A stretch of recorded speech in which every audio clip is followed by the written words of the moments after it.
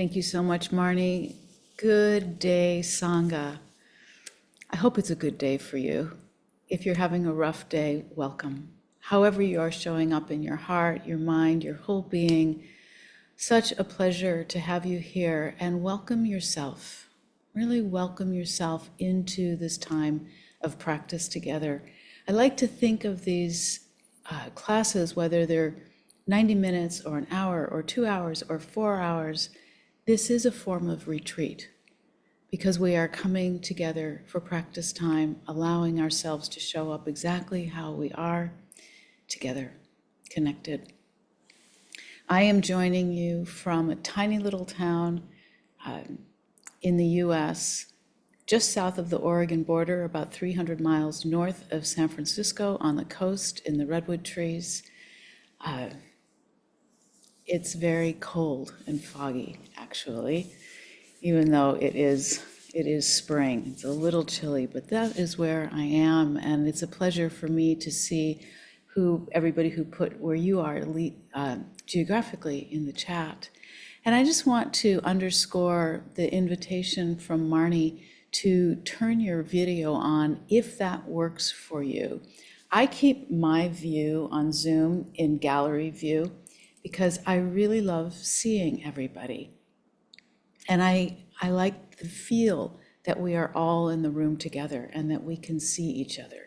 So in any way that might work for you, I welcome you. I welcome you to turn your video on. And let's begin. For those who have our videos on, and we can even read names, just take a moment and look at each other as a way to greet each other. Maybe you know each other from other Sanghas, from other Sunday mornings. Maybe you don't. But the thing that I love about looking at each other, Peter's here from the UK, that's great. What I love about this is nobody knows who's looking at whom when. So no need to be shy. Let yourself be seen, smile, say hello. Know that we're here together for this period of time.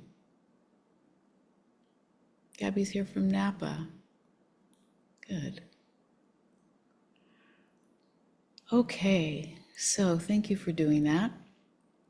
So we'll move into our meditation now, and then I'll offer some Dharma thoughts. We'll have plenty of time to talk with each other. Tunisia, Uta here is here from Tunisia. This is fantastic. You know, it's not often that I get to teach it with such a huge global participation, but I got chills. This is really, really fantastic to connect with each other over the whole globe. How lucky are we? Exactly. How lucky are we? That's how I feel about it. I feel very blessed to be here. So I welcome you to find a posture that works well for you in your body for a meditation. Whether you're seated, whether you're reclining, whether you're standing, you may even choose to do walking meditation. Find that place where you can be comfortable. You're welcome to close your eyes or not. If your eyes are open, have a gentle, soft gaze down. If your eyes are closed, you might notice the touch of the eyelids. But open or closed, there is likely some visual perception. Just notice light, dark, shape, shadow, whatever it might be, a little motion.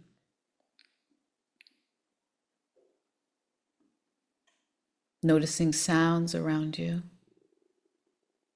Sounds close by, perhaps the sound of my voice.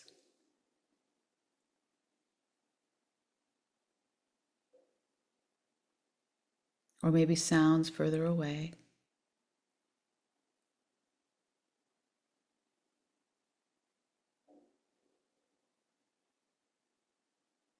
Or maybe there's an aroma, a fragrance, or a taste that is present. Just noticing.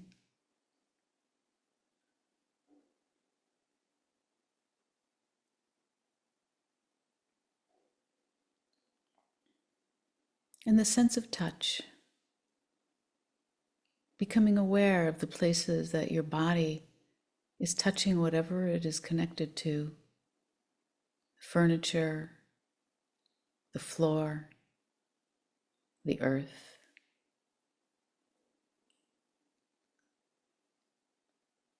Whatever your body is immediately connected to, we are all supported by the earth, all in this same moment, grounded in our bodies, here.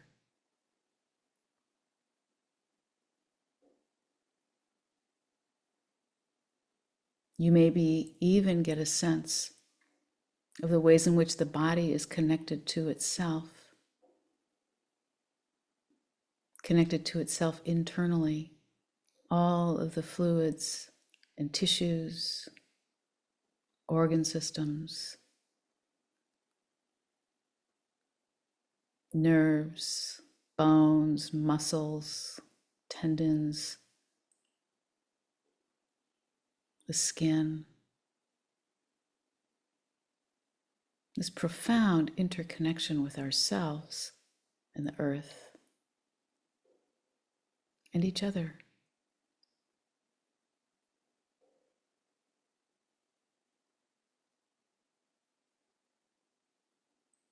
And then becoming aware of the breathing. Invite yourself to breathe and know you're breathing. Nothing special to do. Aware of breathing.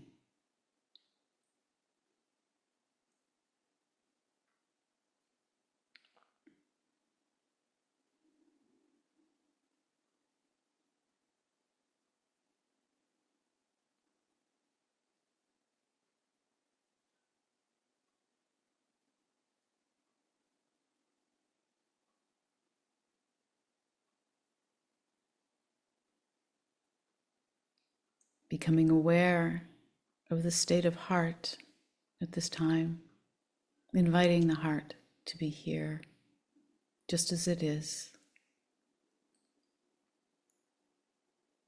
Whatever energies of the heart may be present, allowing them to be here,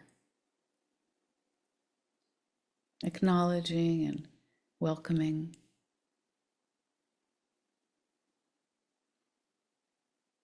And likewise the mind, whatever state of mind is here, it's what's here.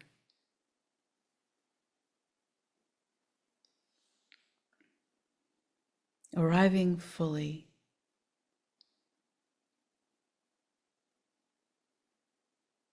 Arriving fully in this body, heart, mind, in the fullness of awareness.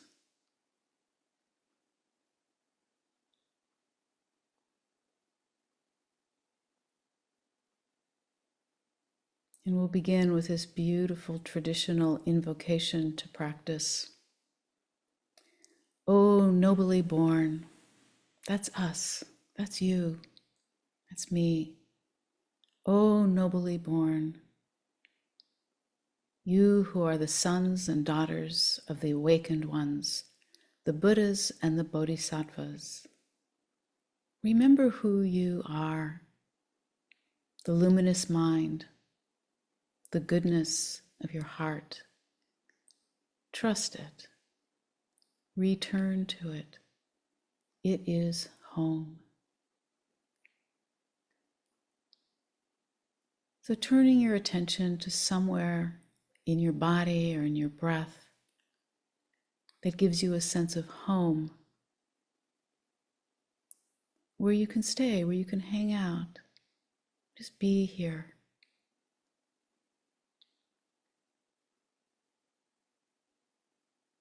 And of course, the mind will go away and think of other things. And when you notice, just notice and come back, whether it's the breath or the body or some other practice that you have.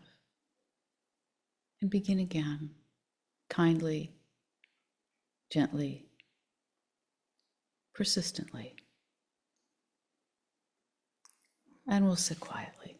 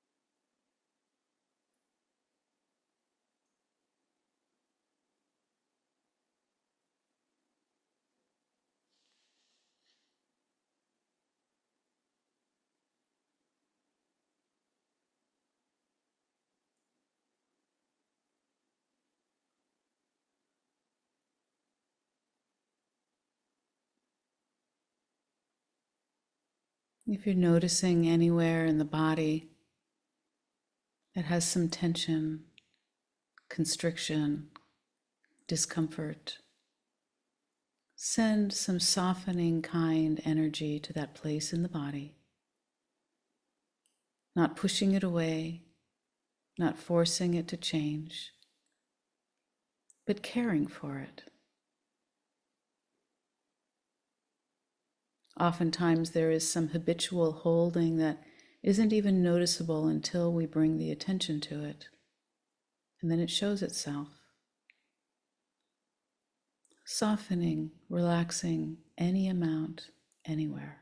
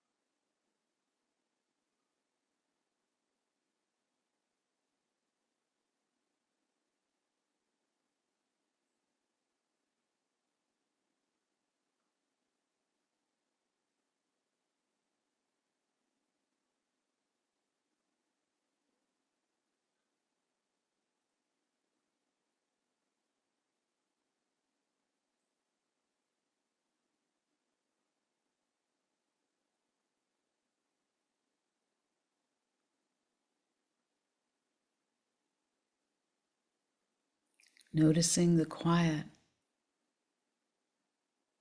that by bringing your whole being into this present moment, within this greater sphere of awareness, there's a steadiness, a stillness, a peace that begins to emerge. Any amount that you notice, let it be known. Perhaps letting this quiet steadiness be in the forefront of your awareness, being very close to it, resting there.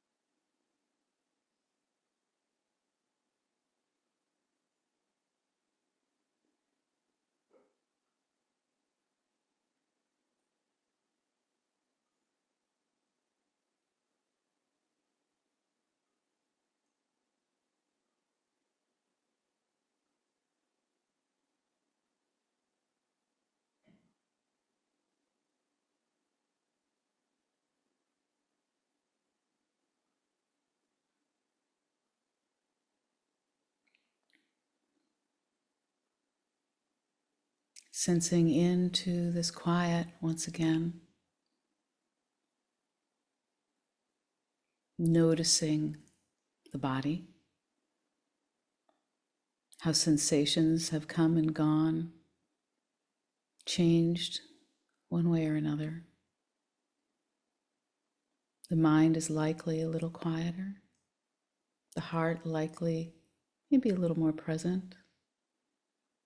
And knowing that in this steadiness that you cultivate inside yourself, we are all doing this at the same time inside of ourselves, creating a greater sphere of steadiness and strength, connectivity.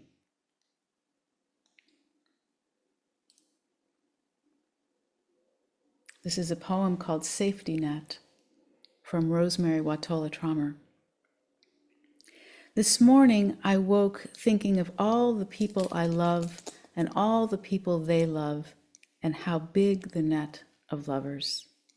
It felt so clear, all those invisible ties interwoven like silken threads, strong enough to make a mesh that for thousands of years has been woven and rewoven to catch us all. Sometimes we go on as if we forget about it, believing only in the fall, but the net is just as real every day, with every small kindness, with every generous act, we strengthen it.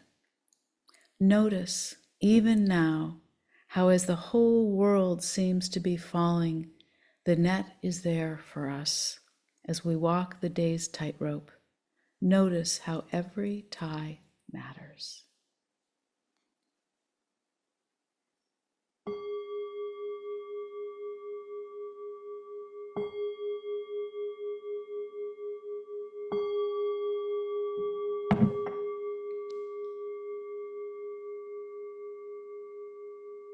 Welcome back. Notice how every tie matters. It does.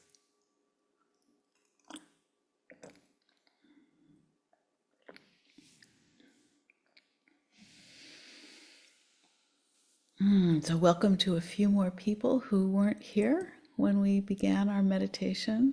Some of you I know. How lovely to see you here. Thank you for coming.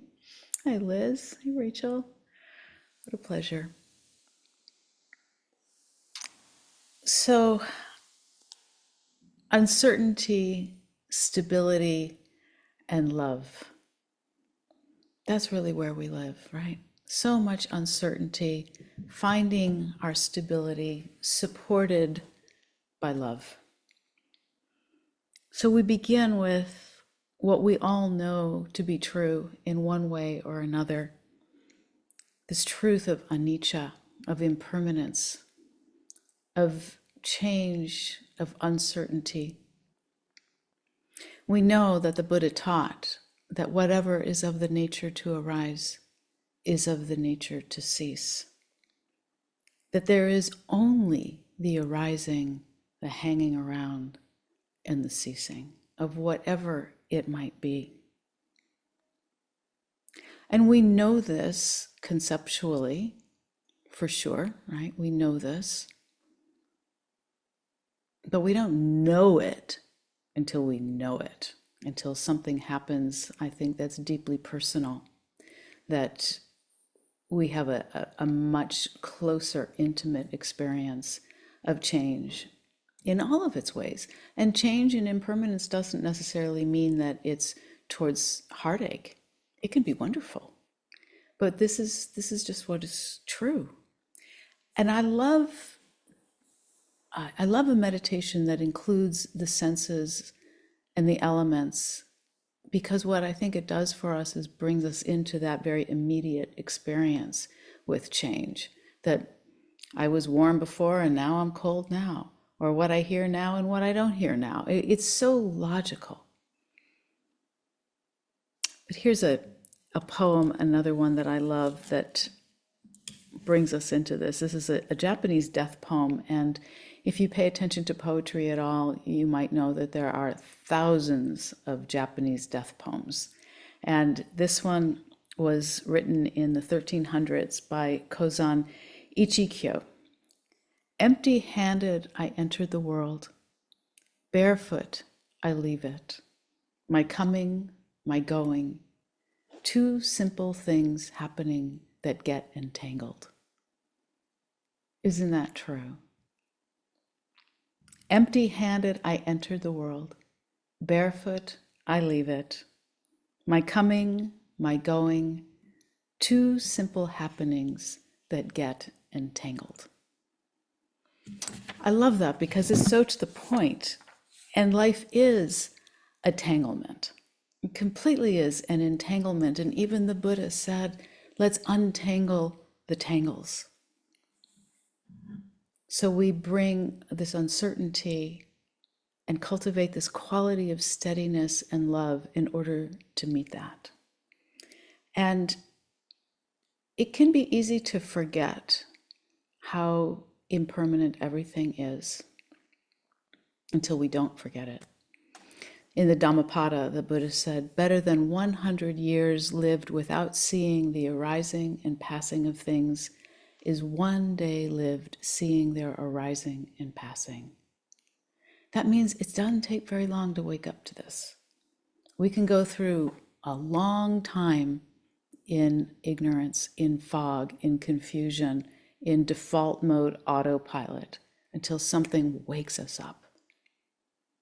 And I love that about this practice, that it invites us to start exactly where we are. It trusts us to start and be exactly where we are with this wide open landscape of possibility of learning. So we can both struggle with impermanence and uncertainty, but we can also celebrate it. We can also celebrate it as we learn more and more and see the ways in which, how it works in our lives. You may know this very, very famous poem from Mary Oliver. This is the end of it in Blackwater Woods. To live in this world, you must be able to do three things. To love what is mortal, to hold it against your bones, knowing your own life depends on it. And when the time comes to let it go, to let it go. Have you heard that? Anybody? Yeah. Everything's in that. And she wrote it in relation to fires that were burning the trees. And many of us live with the presence of fire. And this is an important instruction. I think the whole Dharma is in here.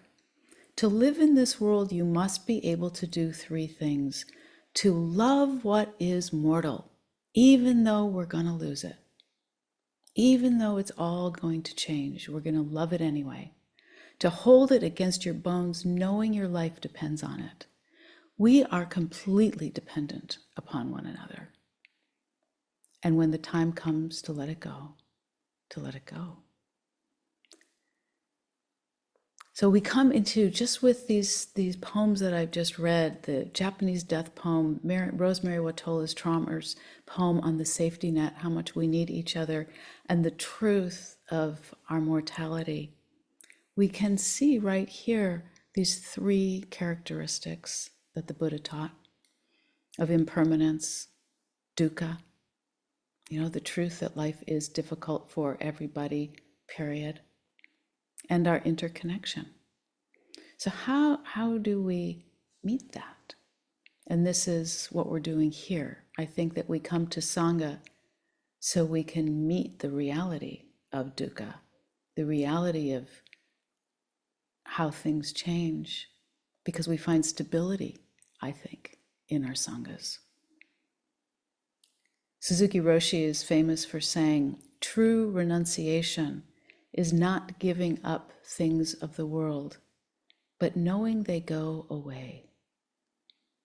Isn't that beautiful? If we start with the understanding that what's here is here for now, that in our practices of renunciation that found in the paramis, it isn't about self-sacrifice. It isn't about giving things up that we want to hold on to necessarily. It is about understanding the deep truth that things go away. One of my students died 2 days ago. She'd been living with breast cancer for 10 years. And she was part of, I do a lot of work with Dharma and poetry, obviously. And she was a poet and an artist, and she'd been with us for many years. And it was an extraordinary experience as a Sangha, all online, all here on Zoom, to accompany her. And for her to keep coming to Sangha up until 5 days before she passed. What a gift it was to all of us, and I know to her. But you know, I'm sad. I'm sad because she's not going to be in Sangha next week. So it doesn't mean just because we know we will lose people we love or things or whatever, it doesn't mean it's not sad because it's true. And I think this is a very important point, that when we talk about non-attachment, we're not talking about not loving things, not committing to things or people because they're going to go away. How lonely would that be? How lonely that would be. So we come into this awareness of the 5 daily reflections. You may be familiar with them, that we understand I am of the nature to age. I am not exempt. And it brings to mind, if we really work with these reflections, what is mine and what is your relationship to aging? How do we judge ourselves or not judge ourselves? How do we view people and things, the earth, and more than the human world, in these different life cycles? So many cultural values around aging. I mean, we can certainly just look at marketing.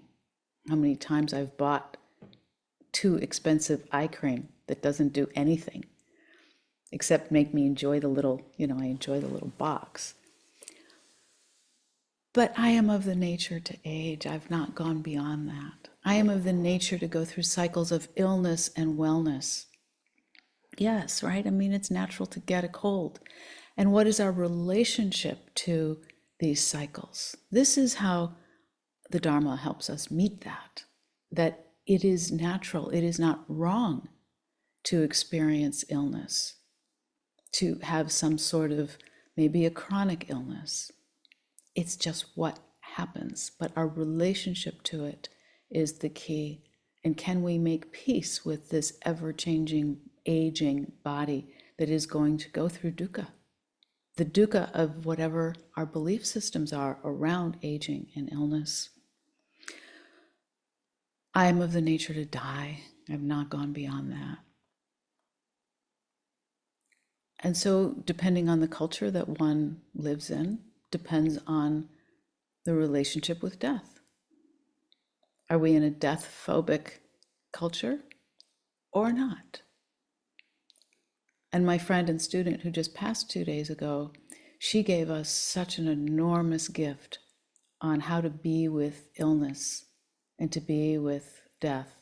And I will never forget it. It was her capacity to really talk about what it meant. For the 4 years that I knew her and she was coming to Sangha every week, we really looked at what does it mean to be with, to be with.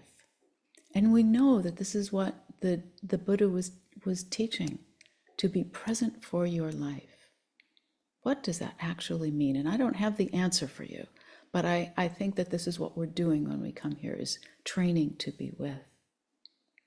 And especially this fourth reflection, I will lose everything that I hold dear. I've not gone beyond loss. Yeah, and this is not just people, right? It could be a home, it could be a job, it could be a friendship. But we are working and living within loss all the time, not to mention the horrors of violence and wars. How do we even meet that? And of course, the last of the 5 daily reflections is the practices of karma, understanding that what I do matters. I am heir to my actions. So we study goodness. We study nonviolence. We study wisdom so we can show up as best as we can, because I am the primary recipient of all of my actions, as are you, and as are we together. So when we can accept that, allow it to be true, we come into this quality of equanimity. Karen Mazin Miller, who's a beautiful teacher, a Zen priest in Los Angeles, she says, freedom is instantaneous the moment we accept the way things are. Now, that doesn't mean agreement. Acceptance is not agreement. I think what she's saying is allowing. When we say, yes, it's like this, there's a freedom in that. The dukkha can dissolve a bit. Dukkha becomes not dukkha dukkha when there's more space for it to breathe. So this reality of loss and death and illness and aging, I think it brings us into living with preciousness. Steve Jobs, the founder of Apple, he died a number of years ago, and this is what he said. Remembering that I'll be dead soon is the most important tool I've ever encountered to help me make the big choices in life. Because almost everything, all external expectations, all pride, all fear of embarrassment or failure, these things just fell away in the face of death, leaving only what is truly important. Remembering that you're going to die is the best way I know to avoid the trap of thinking you have something to lose. You are already naked. There is no reason not to follow your heart. Right? That is the spiritual urgency. Wake up, be present for your life. There is no reason not to follow your heart. And I've really thought about that a lot. What are the things in my own life, and I invite you to reflect on that for yourself. Are there things that have been a pull on your heart that you've ignored or pushed away or said later, or I can't? And maybe that's true for all of us, that we feel the pull and we don't heed that call for a number of reasons, and probably a lot of good reasons, that maybe the time isn't right, or resources, or all kinds of things. But that nagging pull, I think it comes back. I think it lives there. There is no reason not to follow your heart. And I'm really listening to that now. I'm really listening to that. As I'm in my mid-60s, and I think about what are those things that have been with me for a very long time, and I'm going to do them. You know, I wouldn't do them if it caused harm in my family. So, you know, there's a spectrum of there is no reason not to follow your heart. But think about that for yourself. So as we come into this lived relationship with uncertainty, this intimate knowing in our bones that things go away, what feels most natural to me is to love more, is to understand preciousness. So I've been revisiting the paramis this year, and I like to do it every year. You know, the paramis, these flavors of the heart that support well-being. And every time I read about the paramis and deepen my own practice, I understand it deep in a more deep way, in a more practical way. How does this really show up? So the 10 paramis in our tradition: generosity, morality, renunciation, wisdom, energy, patience, truthfulness, determination, loving kindness, and equanimity. They're all beautiful. They're all interconnected. They all need each other to come to fruition. And I'm going to read them again. And this time, as you hear the list again, take a note if there is one in particular that feels particularly resonant for you right now, or two, or maybe there's one that just goes right by. Generosity, morality, renunciation, wisdom, energy, patience, truthfulness, determination, loving kindness, equanimity. So if you like, in the chat, go ahead and type in what struck you.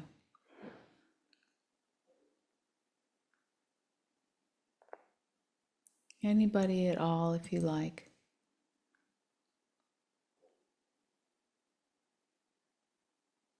Loving kindness, Jane. Equanimity for Mariana. Morality, Elizabeth.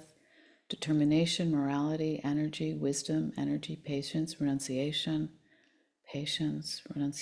energy, and truthfulness. Yeah, morality.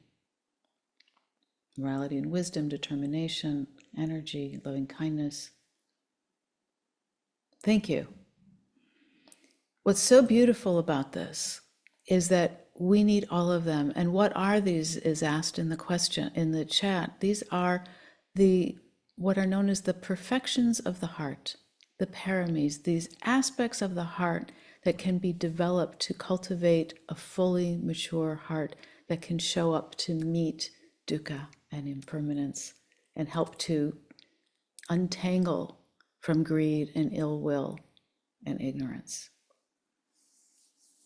So I'm going to start in the middle. I want to talk today a little bit. Oh my goodness, look what time it is.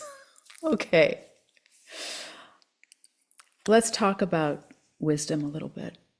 You know, all these paramis that I just named, these are practices that we can develop, that we can actually do, actions we can take.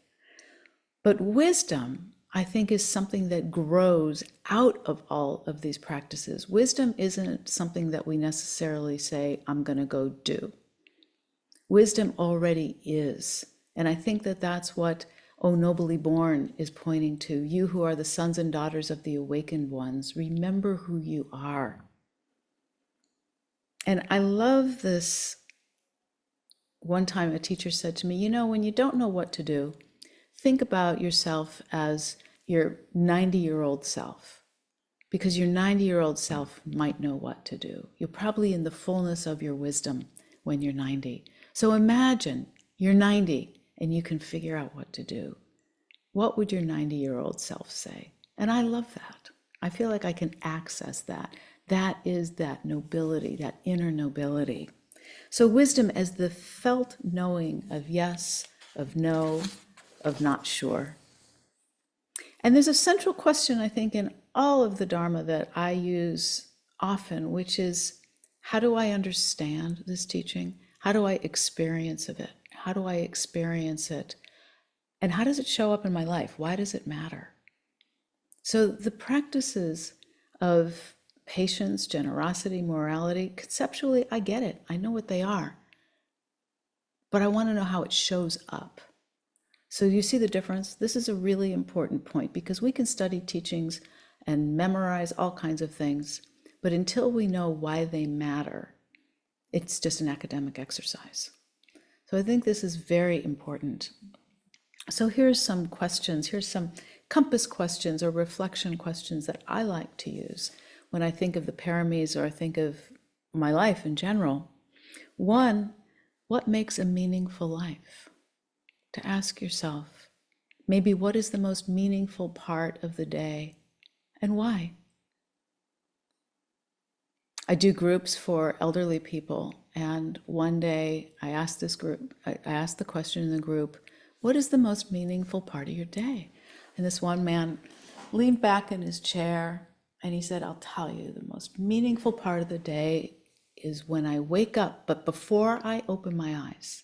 I know I'm awake, my eyes are still closed, and I can see the light on the other side of my eyelids, and I know I've woken up to another day. That is the most meaningful part of my day.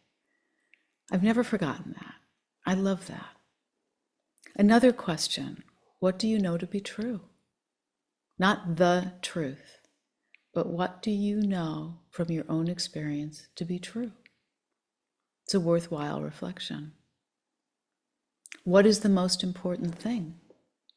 Another Suzuki Roshi story, it's said that one of his students went to him and said, Roshi, you're coming to the end of your life. What have you learned? What is the most important thing? And he said, to find out what is the most important thing. To find out. Stay on this path of discovery and curiosity. This is what we're doing. Because what is the most important part of the day, or what is meaningful for you now, might change, likely will. Or there's a whole host of meaningful things in one's life that makes a whole. What you understand to be true, these mini awakenings, when we understand something really deeply and it changes us a bit, that's part of what we know to be true. The thing about wisdom is we actually already know. And yes, our experiences deepen it and make it magnified. But the one who knows, as Ajahn Chah said, the one who knows is already here, just gets covered over. So we are peeling back these layers of our heart, peeling it back over and over again. Pema Chodron, she says, if your everyday practice is to open to all of your emotions, all of the people you meet, to all of the situations you encounter without closing down and trusting you can do that, then that will take you as far as you can go. And then you will understand all of the teachings anyone has ever taught. If your practice, your everyday practice, so we're just making this part of our lives, is to open to all of your emotions, to all of the people you meet, to all of the situations you encounter without closing down, really hard, and trusting you can do that. To cultivate the trust that we can actually meet all these parts of life, it could take a lifetime. It's hard work. There's a lot of pain out there, but we do it as we can. And the Buddha said, with practice, wisdom grows. Without practice, wisdom wanes. I appreciate that teaching because it gives me motivation and volitional energy to keep going. Keep going, it matters.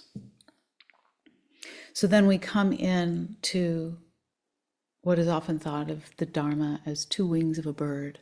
Do you know this metaphor of the bird as the Dharma, one wing, the wing of compassion, the other wing, the wing of wisdom, connected in this body of courage. It's a beautiful image.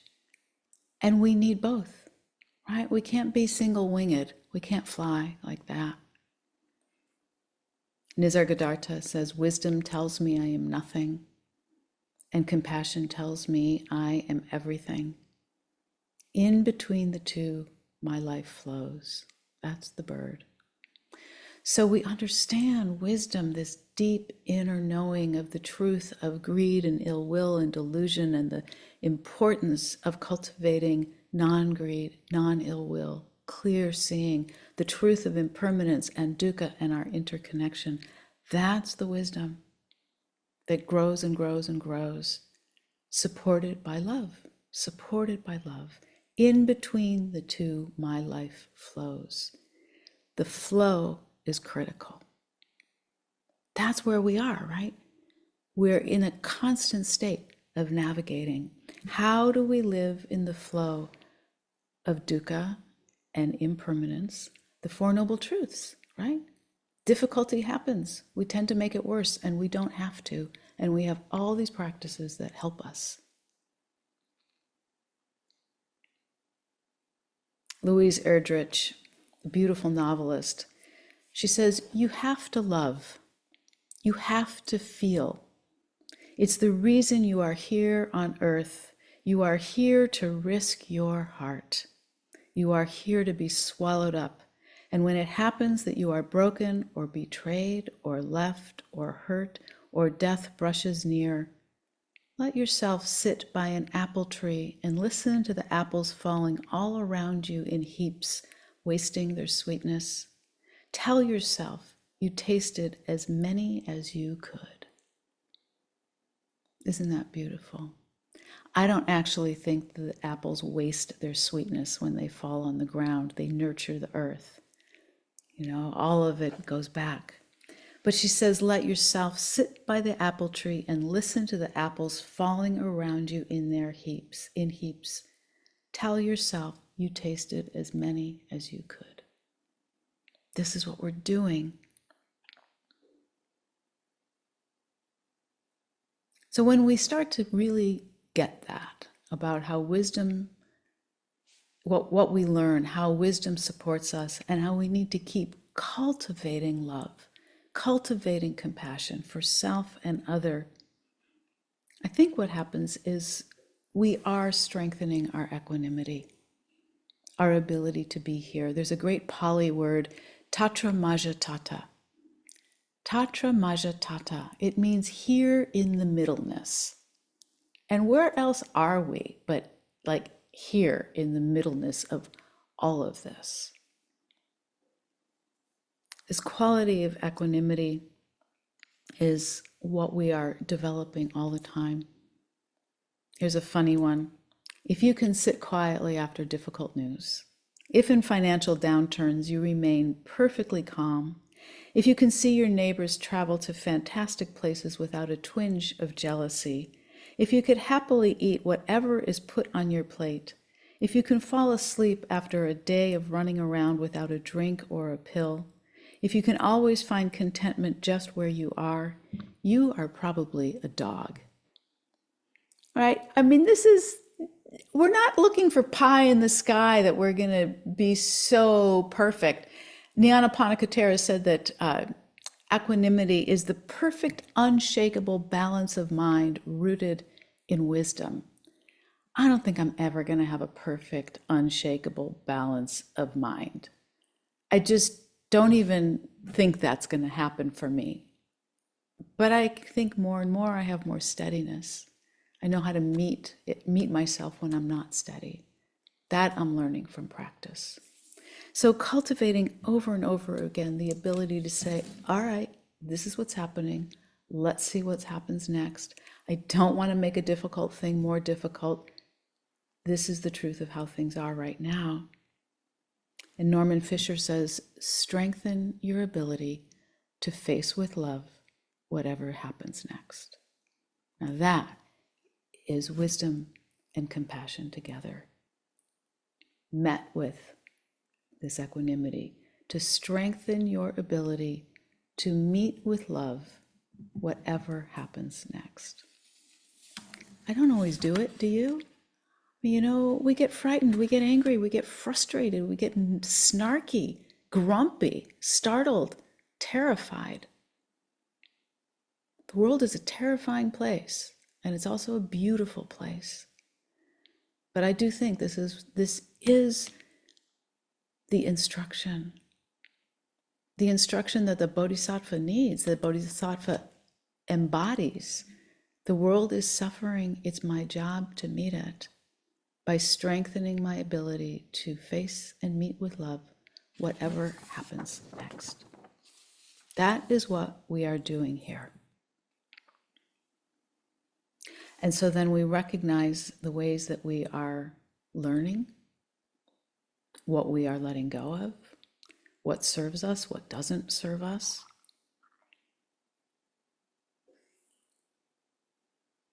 Terry Tempest Williams, another one of my very favorite writers, she says, if we are to flourish as a species, an erosion of belief is necessary that says that we are not the center of the universe, but a dynamic part on an expanding and contracting future that celebrates and collaborates with uncertainty. And she goes on to say, we are eroding and evolving at once. I love that because it's true. We are eroding and evolving at once. What is real, given what we know? She says, I trust what I see. Weathering agents are real. Water freezes and shatters stone. Rocks fall from the force of gravity.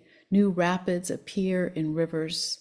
Storms gather and floods roar through dry washes, cutting and scouring a wider channel and changing the course of water. Perhaps this is what is happening to us. We are being worn down to our essence as we are forced to change course. We need not lose hope. We just need to locate where it dwells. We are eroding and evolving at once. We are being forced to change course. May we do it with wisdom and love. May we do it with wisdom and love. I'm going to stop there. And let's talk with each other. Let's talk with each other. I'd love to hear your thoughts. I know there was a lot going on in the chat, and I'm sorry I can't attend to that while I'm talking, but I am happy for your reflections and your questions. So if you would like to raise your Zoom hand, Marnie will help us.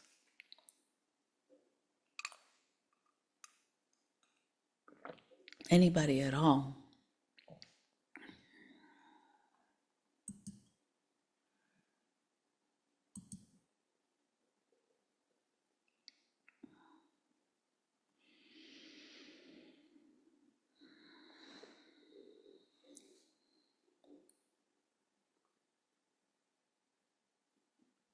Okay, I think I will then go to the chat. Oh, good. Did somebody just have a hand up, or was that a wave? Dawn, did you have something you'd like to bring in? Sorry, I was trying to figure out how to put my hand up. I know, I get it. So I'm Dawn from Honolulu. Thank you very much. I've been attending this for a couple of weeks, and I'm in the health field, and I know that you have some history of that too. What I'm amazed is that this kind of practice is really not part of the health field, and that it actually is someplace where you got to always look for it. In fact, you have to be attentive to it to actually look for these things. And so, but I find amazing is that when you talked about the 10 paramis, the thing that well, there are a lot of things that came up, but the two things that struck me was patience and loving kindness. Yeah. And I think that I have to say I'm not very patient. That was one of the things that I went, wow, I'm not patient. And that's one of the things that I constantly have to practice. And I don't even know that to a certain degree. So it was good that I brought it up. And then the loving kindness is like a shock to the body or the brain and mind. You know, it's like, what is that? How do we practice it? I mean, we don't do that in life. You know, I don't think they teach you that in school. They teach you all these topics, but they don't teach these things. They don't teach interconnectedness. They don't teach you patience. It's always about competition, who's the best. So when you're competing, how can you be patient? You know, and when you're competing to be number one, then you're not interconnected. You know, so I wonder about that because I asked a big question for a big grant, and I'm probably one of the participants. I mean, you know, one of the real, just a provider, I think. But it's about equanimity. It's about aging. It's about death. It's about helping the ones that are going through illness, but the caregivers and everything. But when I asked the people that were running it. And this is way up high. I asked, so is there any kind of spirituality or anything that has to do with grief in this whole process? This is nationwide now, okay? And you know what? They said no. And I was actually really shocked because the work that I do, the reason why I went into this, sought all this because I didn't have the tools. I Yeah. didn't have the tools for grief. I didn't have the tools for, people are getting angry at me. Families were getting angry at me. You took my hope away. You took my meaning away. And I'm going like, well, what is that? And I really didn't know. And I kept asking and asking within the health field, and people didn't know what I was talking about. And it's still not there. This is amazing, So isn't it? I just thought I'd ask you, about that, because I think that we're all on earth and I think I never thought of thinking about the suffering, to actually that we learn from our suffering, to be open to that, Yeah. to actually let's explore that. Yes. But you need to do it in a safe place. So I just had that kind of question. I know it's kind of big, but um I'm it's like I try to go in different directions, and I get this roadblock. So I'm actually kind of shocked that nationwide. So I'm just saying that I think that people like you and everything really have to, because you're so skilled at what you do, that you have to, you help a small group of us worldwide, Mhm. but the thing is that we got to take it to our leaders, and especially in health, because what is happening is all the people now, all human beings are actually it if you don't go to where your suffering is, that it ends up being mental illness. Yeah. Okay, And so so I I'm just going to wanted jump to, in. Yeah. yes. So anyway, I know it's big, but anyway, thank you. Wait, it's beautiful and it's really important, Dawn. I'm so glad that you brought this in. In large measure, I think that it is very accurate to say that this kind of spiritual practice is not found in day-to-day healthcare cultures. That healthcare providers, it's not in the curriculum. It's not what is necessarily taught. In some places it is few and far between. But it's not the cultural norm. You're right. There is a general lack of emotional and ethical intelligence. I'm just going to say it like that. Emotional and ethical and spiritual intelligence woven into our healthcare systems, it's lacking.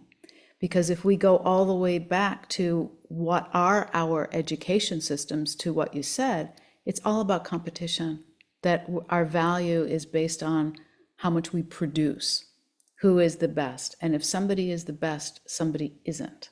And so there's all this othering going on and the competition that you're pointing to, when in fact everything is truly connected to everything else. And when you can meet a person in their suffering, whatever it is a profound gift. It is a profound gift. And we have this fix it culture. I know you know what I'm talking about. Like, let's just fix it. We don't want to be with it. And there's a lot of work. I want to tell you about a website called Refuge in Grief. This is for everybody. Refuge in Grief.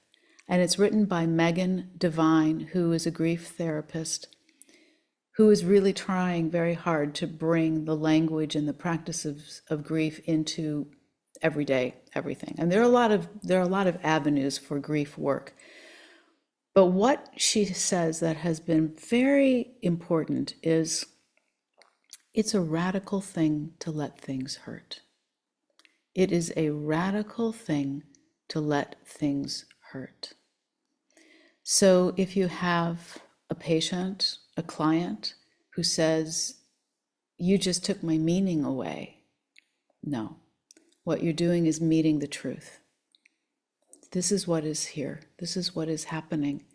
Can we let pain be pain? To be honest about that. The truth of impermanence, that illness happens, it's not anybody's fault. I remember one teacher once said to me, this is Wes Nisker, if you're familiar with him, you are not your fault. That's an amazing thing to say. You are not your fault. Meaning, and I had to figure out, what does that mean? It means that I need to take responsibility for my life, but things happen because other things happen. This is such a big conversation. I'd love to have it more, Dawn, about the problems in healthcare and to looking at nationwide, what are we doing about one's heart, spiritual practice? How do we bring this in? There are places that it is happening, but it isn't the cultural norm. But it takes courage and people like you to name it and say it out loud. And when you show up for your own practice to cultivate and tend to your own tender heart, you will, by extension, bring that to others, because you become, you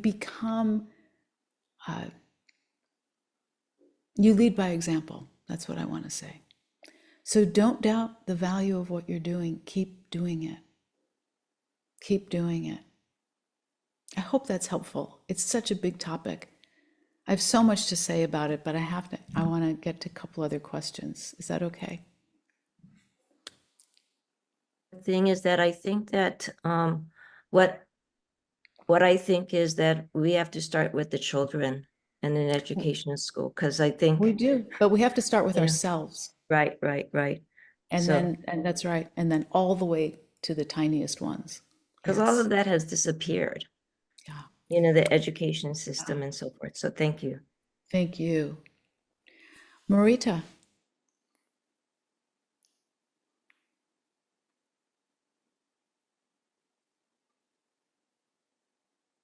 There you Okay. go. Hello. Thank Hi. you. I just wanted to comment, Dawn. I'm in Stockholm, Sweden, and our health system is not that well developed either. But many clinics offer a 6 weeks course in mindfulness. Mhm. And I used to work with some people. We arranged meditation retreats, Vipassana retreats. And all of a sudden, people found their ways to our retreats. And they said, Yeah. after the 6 week course, they had nothing for us. So when things started to come up, we had nowhere to turn. So I just wanted to comment on that it's not that easy to just go a 6 weeks course in mindfulness and then everything's fixed. No, hardly. I mean, we're not, every time we come to class, we don't say, okay, I got it. I'm good now. It doesn't. I mean, this is the thing about it's a lifetime of practice. What is the most Mm, important thing is to keep going, to begin and keep going. mm. Yeah, thank you. And so nice to know that there are places that have mindfulness courses, but it's not over. That's just the beginning. Exactly. Yeah. Thank you. Thank you so much. Gabby. Hi, good morning. Good Sorry, my camera, just kind of preparing my breakfast. Okay. I'm brunch, I guess now. It's 12:30. Thank you so much for the topic. I just wanna reflect upon it. Um, Mhm. Love is one thing that I tend to gravitate towards, and even Einstein has said so. It has this amazing energy that we all have, I think, Mhm. in my perspective. And I always have this photo of me with a tree that's a tall tree in Humboldt County, and I'm like right there by it, and like I'm like a little ant, right? Mm. But a beloved of mine took the photo, and he cut my feet off because they were orange shoes and didn't cover the foot. I'd love to see your orange shoes. I'm in Humboldt County too. I don't know where they went, but I don't know where they are. I should go back, but I think they're all gone. They're gone. But it was a beloved that truly sent me to a path of really painful suffering when he left. And I think if it wasn't for him, I wouldn't have found my own self-love. Mm. So some people refer to that as somebody that was sent to me as a gift. Yeah. Because I spent many times sitting on trees where we met and just crying. I mean, I was just crying Yeah. for a whole year. And I did seek help, thank goodness, to get over Oh, the good. depression and everything else. But I kept a photo. I'm not gonna let go of that photo. I'm just gonna let the experience be. I think it's the best experience of my life, because I think for me, like, I need a moment of pain to really unlock your self-love, unlock it, Yeah, truly I think unlock you're it, right. Yeah, find I it, think you're right. Yeah.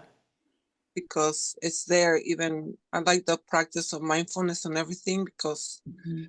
a lot of the teachings do make sense to what I experience. I had to face my own pain and suffering to really learn how to live with it, those moments of pain, because I thought I was like the greatest lucky girl in the world. I was like, at that point, I was like, I'm the happiest lucky girl in the world. And all of a sudden, get smacked in the head.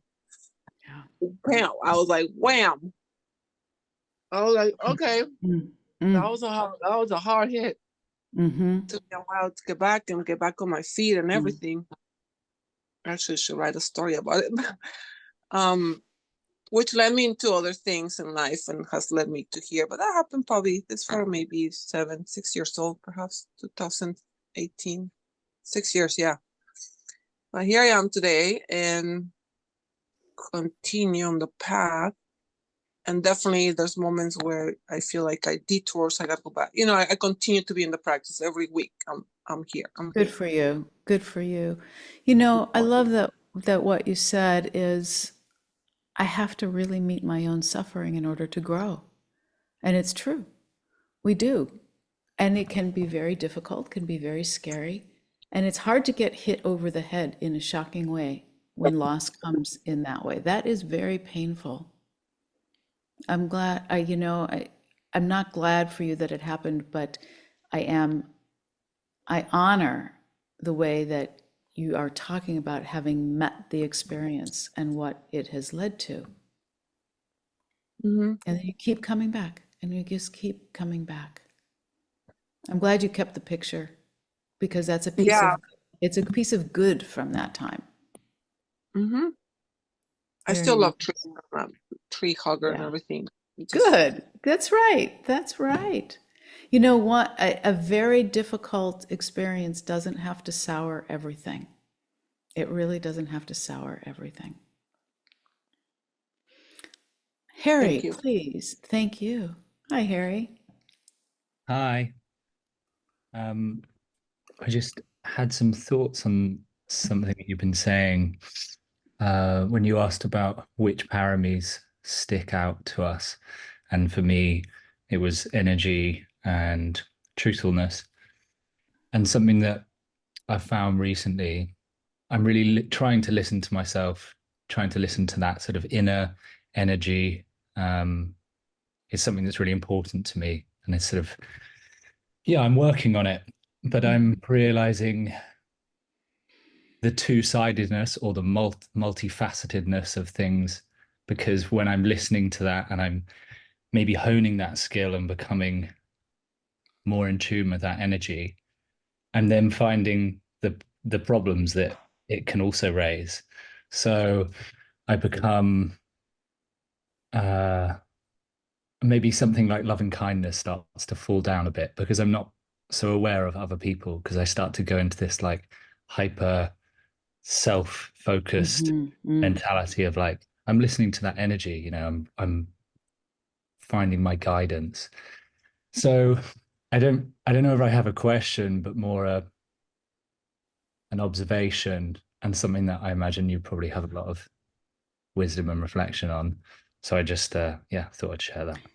This sounds very wise to me, Harry, that the energy of introspection and really paying attention and seeing that sometimes it becomes very hyper self-focused to the exclusion of others. That's wisdom. I think that that is your wisdom arising, saying, oh, look how this works. It's not coming into everything is going to be rosy, right? It's not going to be like that. That these practices of the heart take us into what is this really like? And sometimes it's painful, or we meet difficult sides of ourselves. Yeah. And that is also truth, right? The truthfulness of being able to say, oh, there's a part of me that I haven't known, or maybe I love, or, oh, I'm coming into this place of myself that isn't so comfortable. This is not what I expected to find. And then to apply the medicine of compassion, the medicine of loving kindness that says, right, life comes with everything. To be so deeply human includes all these aspects of oneself. And can we befriend the parts of ourselves that we would rather not see? To actually say, yes, this belongs. Tara Brach talks a lot in that language of let it belong. So you're courageous to say, I really want to pay attention to what is happening here, and then begin to expand that circle. Does that feel accurate? Yeah, I think so. Maybe I wasn't looking at it from that perspective, but I think you're right. Yeah. Yeah, it's the multifaceted. And it's you find things you didn't expect to find. It's like Yeah. turning over the rocks or the leaves. Like, oh my goodness, look what's there. Look what's there. Thank you for that addition, Marita. I think that was right on. So everybody, I am going to bring us to a close. Such an incredible pleasure to be here with you. Before I offer you this next part, I do want to thank everybody who has and will offer Dana for Sangha Live and for me. Your contributions are very important. Please know that it really matters when you offer financial support to Sangha Live and for the teachers, because we need it. Because we need it just like you do. So thank you for your consideration on that. So I want to end with a little bit of Brian Doyle, who is another very favorite writer of mine. This is a poem called Joey. A while ago, I got sick. It was a thorough and major sick. Lost use of the old hands and feet, which was, as you can imagine, weird. My kids called the sickness the thing. I could tell you lots of stories about the thing, but there's only one story that I want to tell you. Every morning, my son got up early to help me put my socks on. I would sit on the back stairs in the dark, and he would wrestle my socks on, and neither of us would say any words. And I still can't think of anything cooler than that. I've racked my brains and considered all the possibilities of love, and I still return to that boy and those socks. No matter what happens to me, that happened to me. And that is what I know, he says, that the small is huge, that the tiny is vast, that pain is part and parcel of the gift of joy, and that this is love. And then there's everything else. You either walk toward love or away from it with every breath you draw. May all beings be peaceful and happy and come to the end of suffering, and may the violence in our world come to an end.